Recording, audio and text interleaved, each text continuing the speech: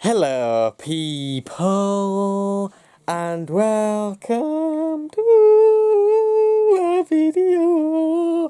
It's my birthday, and I am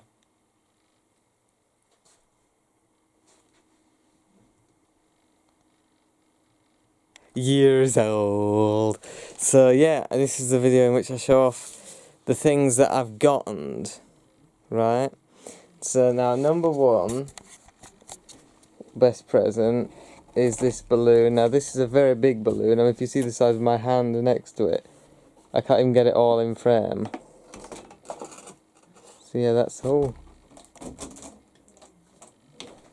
Don't go against that wood because there's nails sticking out of it and I don't want you to get popped. But yeah, so that's the best present.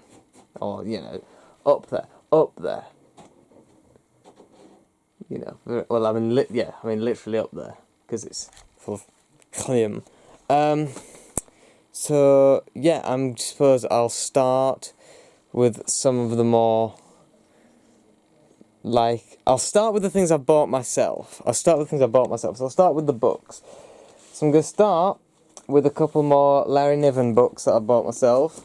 The first of which is this one, The Flying Sorcerers, by David Gerrold and Larry Niven. Again, of course, as always, with my Larry Nivens, it's a first edition. I'm collecting all the Larry Niven first edition paperbacks in order. This is 1971. I just love the covers. Like, the covers are just so much better than newer books. That's that. It's in a plastic bag as well to protect it. It won't stay in that forever, but there's that. And then he didn't really do anything in 1972, or at least not a novel.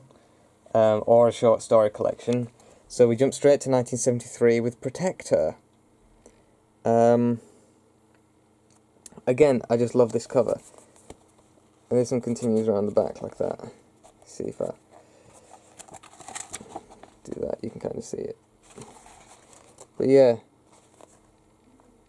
Because Larry Niven, I'm pretty safe to say that Larry Niven is my favourite author now. You can have a little read of the synopsis there, but yeah, I just love how it looks. So yeah, those are my two Larry Niven. I've actually bought myself 9 books this birthday. It's the most books I've ever bought myself in one go.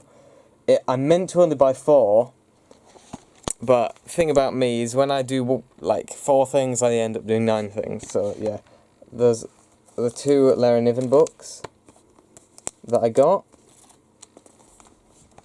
I've got 3 Doctor Who books. I'm going through and I'm collecting not just the Target novelizations, but also the missing adventures and the new adventures and stuff like that. So I've got 3 of these. I'm going to show you these in the order that the stories are set. So in the reverse of what I had them there. So the first one is An Unearthly Child, which is of course the first, as you can see there, first population, the very first Doctor Who story. And how I'm collecting the Doctor Who books, I'm collecting them in 2 orders. I'm collecting them in the order that they came out. So the first one that ever came out was this one, Doctor Who and the Daleks, in 1973. Oh, well, I mean, you know, that version of it came out in 1973. And then I'm also collecting them in the order that they came out as well. So there. So that's An Unearthly Child. Then, the second book to be published, originally, Doctor Who and the Crusaders, which again is like the historicals. I'm generally not all that interested in watching. They always tend to be my least favourite stories to watch on the show. And of course, I very recently completed my DVD collection, so you can see they go all the way back there. So that's An Unearthly Child back there, and then going all the way up to Survival and the movie. So I've very recently completed. Just a couple of months ago, I completed my DVD collection of the classic series. Obviously, there's still some missing episodes, but you know how it is, you Doctor Who fans. But yeah, Doctor Who and the Crusaders, this is a first edition. My Doctor Who and the Daleks is a slightly later, I think it's 1975, but this is a 1973 original Target version. Obviously, it was originally published as a standalone novel, but then it was republished when the Target range started. And then, I only meant to get those 2, but the person who was selling this one was selling this one along with it, and I thought, kill 2 books with one, you know, £40 or whatever. £40. Why did I say £40? It was like £9. I don't know why I said £40. I'm deranged, that's why. In case you didn't know that. Which you should have, if you've been watching this. So, yeah. Doctor Who and the Abominable Snowmen. We got Patty. We got Jamie. We got Vicky Toria. We got Fluffy Snowmanny. And there. So I wasn't planning on getting this one, at least this soon. I was going to get it eventually, but yeah. I've crossed a Troughton one off my list already, unintentionally, because the person was selling these 2 together, so... Very nice, very nice. Then, something very special, which I'm going to have to move before you can see them. I have got... Now, one of my favourite books, one of my favourite novels that I've ever read is this one, Ice Henge, by Kim Stanley Robinson, and I read that to see if I liked his style for when I read this, because this is a big book, Red Mars, and it's the first part of a trilogy. So I thought, I'm not going to set into a trilogy without knowing if I like the writer or not. I wish I'd taken that approach with Isaac Asimov, actually, because I got the Foundation trilogy. You can see them there, the Foundation trilogy. And I don't really like it. I've stopped like halfway through the second book. I just really don't like it. I mean, I might have to try some other Isaac Asimov, because that just really isn't for me. But anyway, so I got Red Mars. This is a very small paperback edition. When I originally bought it, I got the wrong size. So you can see those 2 big books back there. That is Red Mars and Green Mars. But they're too big. They're so uncomfortable to hold. So I've got this much smaller paperback edition. I mean, you can see it's the same size as those other paperbacks. It's obviously just a lot thicker because it's like 600 pages or whatever. Yeah, 660 something. But yeah, so that's Red Mars. And then I also got Green Mars. And I also got Blue Mars. And then I also got The Martians, which I couldn't find in the same size, or at least not with this design, because you can see they all kind of share a like design with like that kind of text with the silver border and then the kind of strip of the picture. But I couldn't find this design in that size. I couldn't even find a picture of one, let alone one for sale. So I don't even know if it exists. So, but I didn't want to get one that was the same size but didn't match in the picture. I value the artwork more than the size, personally. So even though this one is going to be less comfortable to read because it's so big, it at least looks nicer next to them, in my opinion. I mean, I know it's subjective, but screw diddly doodly you. So now we are moving on to the albums that I bought myself. Now I've gotten 4 out. There's another book here. Oh yeah, that's Ice Henge, because I was just talking about it. I'm an idiot. I'm going to have to move that anyway, because I'll move it later, because put it with the Mars trilogy, because I like to keep all the authors' work together. So, I've received 4, 5, 6, 7, 7 albums for my birthday, 4 of which I bought myself on eBay, and the other 3 are gifts. So I'm going to start with the ones that I bought myself. I'm going to go through these in order of... What am I going to go through them in order of? Let's just do it in chronological order. That seems to make the most sense. So starting with the earliest to be the release, but by, you know, and probably my favourite actually, an album that I have loved ever since I was a kid, because my dad used to play this album in the car all the time, and so it's one of my favourite albums of all time. It's probably the very first album that I ever called my favourite, and that is Jean-Michel Jarre's Equinox. I know well, it was nice when it lasted. It was nice while it lasted. I know everyone else says that Oxygen is their favourite, but this one has always been my favourite because it's the one that Dad always used to play in the car, so it's the one I'm the most familiar with. The cover is just fantastic. It's one of the greatest album covers of all time. And I just really love it. This is, I believe, I've got, okay, let me just get my, I have an Excel document with my vinyl record collection logged into it. I don't log it on Discogs. I do use Discogs while I'm searching them up, just so I can see like what version it is, but I don't log my collection on Discogs because I don't want to know how much I've spent on them. I'm a bit scared of that. So if we see here, Jean-Michel Jarre's Equinox, and it is the first UK pressing. So this is the first UK, it's not the very first pressing, but it's the first UK pressing of Equinox. That is that. We then move on to 1979, that was 78, I just said that, to ABBA, Voulez-Vous. I bought this before I listened to it. I think. I can't quite remember. I only listened to this album like a couple of months ago. I think last month. Of course, I bought myself birthday presents last month so that they'd arrive in time because, you know, I think people are slow. But yeah, it's definitely kind of a best-of album, in a sense. Because if you look at all the songs on there, this is easily the one. I started with this one because it's the one that I knew the most songs from. I knew about half the songs already.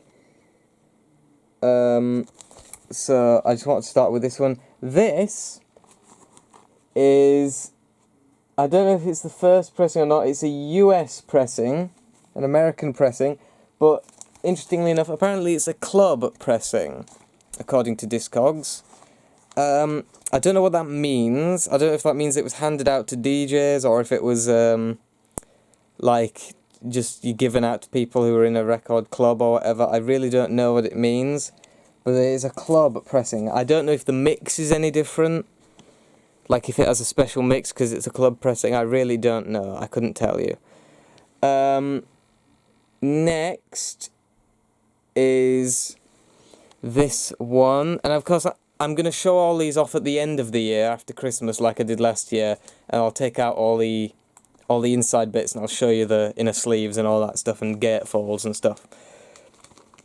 So, next album is Oingo Boingo, Nothing to Fear. This is my favourite Oingo Boingo album. I only really like the first, like, 3, and I only really like the first 2, and this is the best of the first 2, in my opinion. I mean, it's subjective, of course, but I prefer this album. Let's see, it's the best cover, and this one, quite interesting, this is I'm just checking, again, I'm not sure what version this is. Sometimes I just put unknown, like you see there, unknown pressing.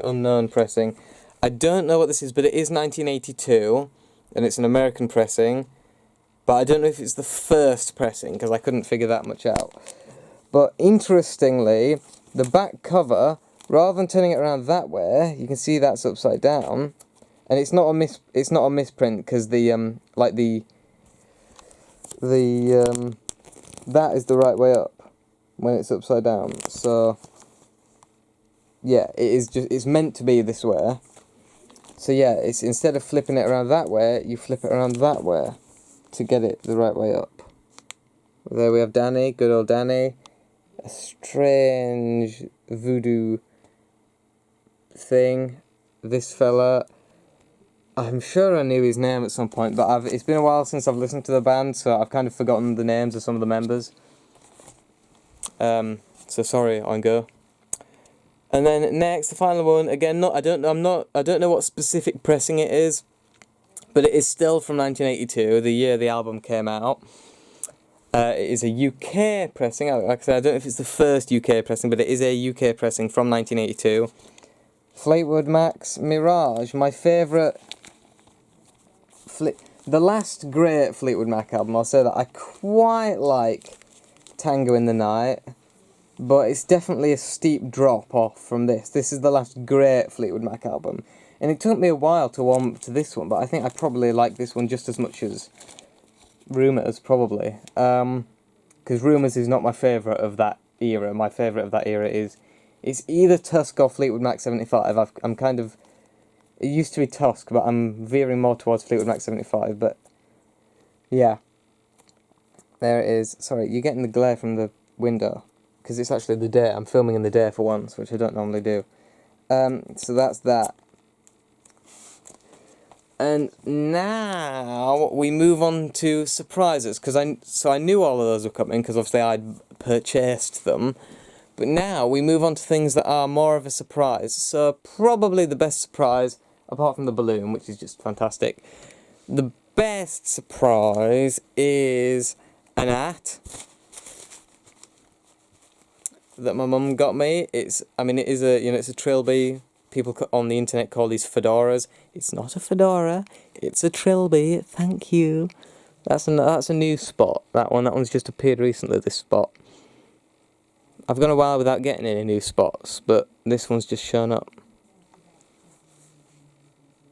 Oh, I got dry skin there. I normally put on a bit of foundation to cover up the spots when I'm doing a video, because they look terrible on camera, but it's my birthday, so I couldn't be bothered. So you're going to have to deal with my spots. When Lenin read The Revolution in Russia, there's no way he did it with a spotless bot. Anyway, so yeah, I got this. It's made of 100% wool. My mum got this for me. I very much like it. Milady. I'm so funny, I'm on the internet. That's why I'm so well known across the universe. I get viewers in America. Americans watch this. I mean, Americans waste their time watching this channel. Can you believe that? I mean, they don't have enough to deal with that president of theirs, do they? Anyway, so yeah, this is that. Oh, spoiling some of the albums. This is that. Oh, might as well leave it on. Why not?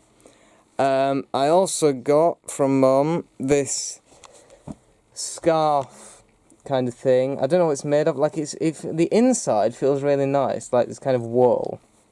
That's what it feels like. And then the outside feels kind of, I don't know, it feels a bit cheap. I think it's just polyester or something. I probably will wear it, but I'm probably going to wear it with that bit showing, because it's a very subtle sort of pinstripe, window pane kind of thing. Pinstripe is not at all what it is, window pane.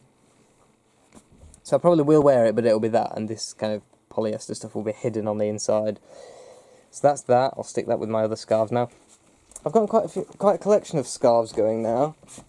If you see here all these different scarves, you know, I've got quite the collection of scarves going, and that one's a new member of my scarf collection.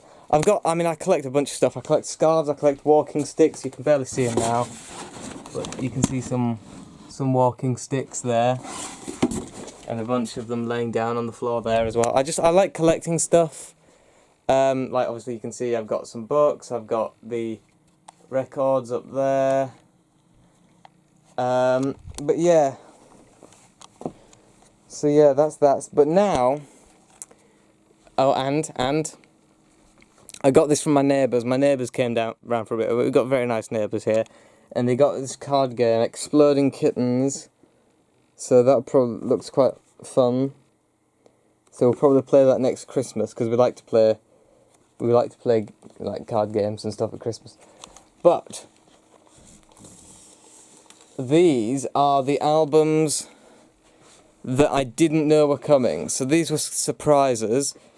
2 of them from my auntie and her feller. And I'm going to go through these, and then the third one is from my dad. I'm going through these 3 in the order of how much they interest me. No offence. So this first one is probably the least interesting. I've never really had any interest in this band, but I am obviously going to listen to it because I've been gifted it, so I have to. It is The Human League. The album is Crash.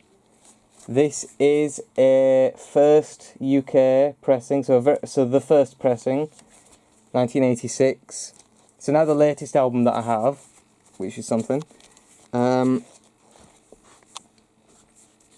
yeah, that is that. The Human League is one of those bands, like I think I may have been 2 songs from them in total. It's got a red barcode, which is quite interesting. But yeah, that's that. Then, more interesting, also from my auntie and feller, they're not married yet, so I can't just say uncle. But just get married so I can say uncle. It makes it so much less complicated. Daryl Hall and John Oates. I've never heard this particular album, and I haven't heard any albums by them. But I have been planning on listening to some of their albums, so this may as well be the first. This is from 1977. This is, again, it's not a first pressing in general, but it's a first UK pressing. So that's nice, because I like these guys. Daryl Hall did vocals on Robert Fripp's Exposure album, which is one that I have been hoping to get at some point. But yeah, I'm looking forward to that. And then one that I've already listened to, my dad got me this, and it was a complete surprise. And this is the best kind of surprise, because the best kind of surprise is one that you do want, but you weren't expecting. Because, I mean, it's easy just to surprise someone with something that they don't want, that's easy. But the real skill in surprise is when you surprise someone with something that they do want, but they weren't expecting to get. And my dad absolutely delivered with this. This is Neil's Heavy concept album. Now, people who know me will know I love the Young Ones, and who's that? It's Neil from the Young Ones. And, there was, it says it, where does it say it? There. Thanks to Ben Elton and Rick Mayall. Rick Mayall wrote one of the songs on this. That same song has Stephen Fry sort of doing the narration. And another song on this has, what's her name? Dawn French doing it. So, does that good in the light? Is that good? I mean, I haven't even got the thing facing me. How does this look?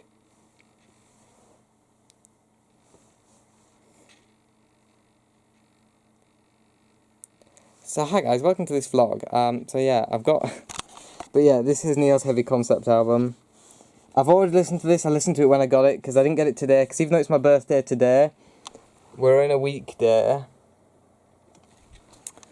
So most people are working, so we had to do it a few days earlier. So we had my birthday party on the 5th, even though my birthday is obviously on the 8th.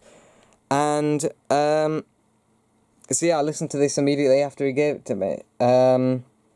And it's really good. I mean, there's a song in it I already knew, Hole in My Shoe, because that was quite a famous thing. But yeah, this is a parody. So the back cover is a parody of Sgt. Pepper's Lonely Hearts Club Band, and that's what I thought it was when I first started opening it. Because I opened it from this side, and I thought it was Sgt. Pepper's, until I got to the Neils down here. I realised, oh no, it's Neil. And the front cover is a parody of... So this is related to quite a few albums that I already have, because the front cover is a parody of the Rolling Stones' Satanic Majesty's Request, which I have. And also, on the front cover is Pink Floyd's first album, Piper at the Gates of Dawn, which again, I have. It's also got Caravan, which is apparently quite a rare album. I don't have that and I haven't heard it. But apparently it's quite a rare album in the record collecting sphere. The reason they're there is because there's songs covered off of each of those albums. I don't know what the song he covered off Caravan was, but the song he covered, The Gnome. I want to tell you a story about a little man, if I can, a gnome named Grimble Grumble. So yeah, that is that 1984, again a first pressing. I don't know if this was ever even pressed in any other country. There were only like 3 versions of it on Discogs, and they were all from the UK, so it's doubtful that it was pressed in any other country. Because it's quite niche. I find there's very few people who'd be interested in it. There are people in America who have a copy of it, because America, The Young Ones was shown in America, it was on MTV, so I have seen, in fact, the only review on YouTube of this album is an American doing the review. So yeah, that is that. So those are the albums that I've got. Anything else before I go? I don't think so. This lighting's pretty good, isn't it? Let's let some of this shit. Nearly knocked a bloody drink off the... That was a close one. let's let some of this hang down in front of my faces. Both those faces that I have. That... Oh no, the lighting is way better, way more cinematic over here.